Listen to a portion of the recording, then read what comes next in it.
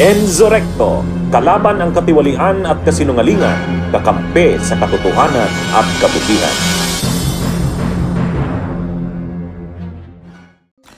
Ayan, mga kabunyog, bakbakan na ng dating Executive Secretary ng administrasyon ni PBBM at yung kasalukuyang Executive Secretary. Ang tinutukoy natin, yung dating Executive Secretary, si Attorney Vic Rodriguez. Ito yung unang Executive Secretary ni PBBM, pero wala eh. Nag-resign ito. Nag-resign, pero sisibakin na sana, kaya lang nag-resign na lang. Ang pumalit sa kanya, si dating Chief Justice, ang ngayon na Executive Secretary na si Lucas Bersamin. Ngayon, dahil mayroong order si PBBM na mag-courtesy resignations ang lahat ng mga miyembro ng gabinete ni PBBM, nagkomentaryo itong si Vic Rodriguez. Sabi ni Vic Rodriguez, kahit magpalit-palit ka pa ng sekretaryo mo, ng mga kalihim ng iba't ibang departamento, ang problema ikaw mismo. Panoorin niyo mga kabunyog, mga kababay. Ang pinakamalayong maabot lamang po nito ay cosmetic change. Sapagkat ang problema talaga sagad to the bones. Ika nga, it's to the core. The problem is not just the alter ego of the president. Many of them are hardworking, by the way. Many of them are really good people and they deserve to stay in their respective offices. Pero hindi lang naman ho kasi yung alter ego ng presidente ang problema eh. Ang problema ho mismo, walang direksyon na tinatahak na tama ang administrasyon ni Bongbong Marcos. So kahit po tayo magpalit-palit ng mga gabinete, nagmumula po lahat yan sa leader. Yung liderato. Yan yun. Kumbaga, ang sinasabi ni Vic Rodriguez, dapat ang mag-resign si PBBM. Kasi ito daw mismo ang pinaka-problema. Kahit pa daw papag-resignin yung mga miyembro ng gabinete, wala daw yan. Ang kailangan daw mag-resign si PBBM kasi ito daw mismo ang problema. Ngayon, sa press conference ngayon, sa press briefing ng Executive Secretary, si Bersamin, tinanong siya ng media, anong masasabi mo? Anong masasabi po ninyo, E.S. Bersamin, sa sinabi ni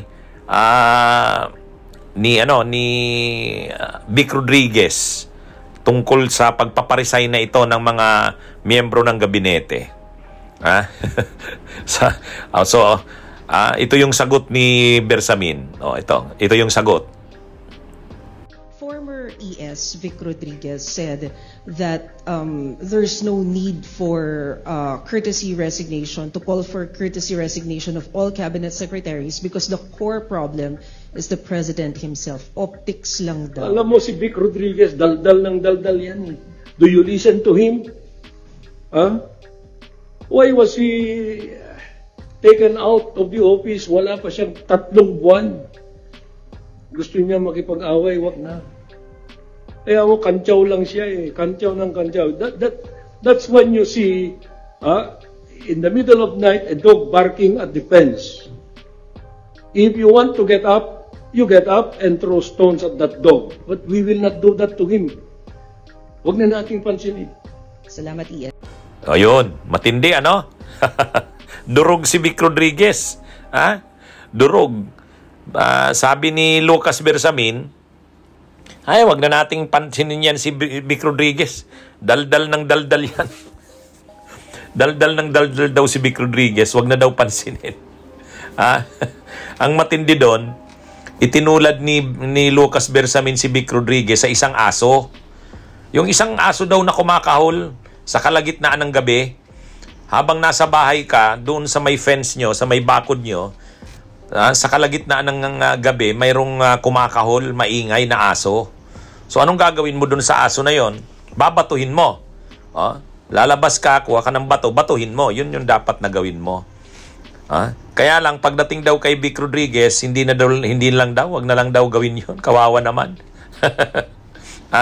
Hayaan na lang daw si Vic Rodriguez, daldal ng daldaw lang yan eh. Sabi ni Bersamin. Matindi rin pala itong si Lucas Bersamin Chief Justice ito dati ng Korte Suprema. Pero ang mga komentaryo, maanghang na rin. Siguro napipiko na rin ito dahil sa mga komentaryo ng mga DDS, lalo na nito ni ni Vic Rodriguez, ay nang tinanggal nga daw ito, inano na lang, pinalampas na lang, hindi na hinabol sa kung ano man ang mga issue sa kanya. Kasi totoo naman, alam naman natin na si Vic Rodriguez, hindi naman yan simpleng nag-resign. Si Vic Rodriguez, talagang matindi ito. Pag-upo pa lang ni PBBM, ito siyempre, ito yung ginawang executive secretary. Kasi totoo naman, ito yung tumulong kay PBBM sa panahon ng kampanya. Ito yung kanyang tagapagsalita. At panahon pa nung may protesta kay Leni Robredo, ito na si Vic Rodriguez yung kanyang inaasahan at tumulong at kasama niya. Kaya nang maging presidente si PBBM, ginawa talaga itong executive secretary. Kaya lang, ang problema naman, kauupo pa lang, si PBBM nga hindi pa nakakalagay ng mga tao niya. Hindi pa nakakalagay ng mga tao niya. Pero yung mga importanteng positions tulad ng Customs, Philippine Ports Authority, yung malaking pagkakakitaan, mga tao na ni Rodriguez yung nakalagay. Anong napansin ito ng Malacanang, siguro nila Lisa Araneta, matindi to. At yung controversial na pagbili ng pag-import ng asukal, o napakalaking volume ng i-import na asukal, hindi alam ni PBBM, may naka-initial na doon ng pangalan niya. Sino naman mag-i-initial ng pangalan niya doon? Kasi siya yung umaktong secretary ng Department of Agriculture.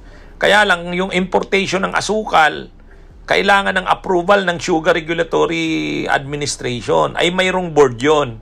Ang ex-officio na chairman ng board, si PBBM bilang DA Secretary, Department of Agriculture. Ay inaprubahan ng Sugar Regulatory Administration Board yung pag-import ng asukal. Napakalaking volume. Hindi naman alam ni PBBM. Sino palang nakakaalam nun? Ayun. Mukhang na-trace nila kay Vic Rodriguez yata yun. Kaya medyo napansin na kaagad nila Lisa Araneta na ang aga-aga pa nakaposisyon na yung mga tao ni Vic Rodriguez at medyo ang dami na kaagad mga transactions, nauuna pa sa kanila. So medyo syempre hindi nila gusto yon. Hindi nila gusto yon. Kaya siguro inano na lang kay Vic Rodriguez na kung ayaw mong i-expose pa yan at sibakin ka, mag-resign ka na lang. Ngayon, nag-resign si Vic Rodriguez. Mula noon, lumipat na siya ng bakod, nandun na siya sa mga Duterte. Kaya ngayon, siya yung tagapagsilita ng mga Duterte sa Maisog. Tumakbo siyang senador sa line-up ng Duterte.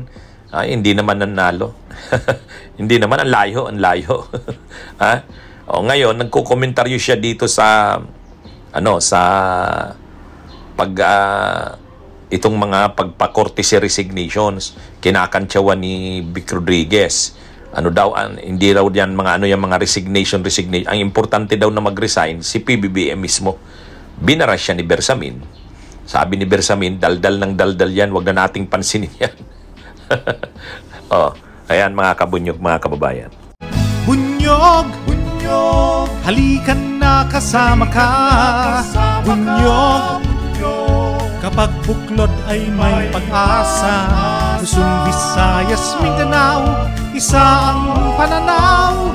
Sa bagong Pilipinas ang bunyog isisigaw. Bunyog, bunyog, bunyog.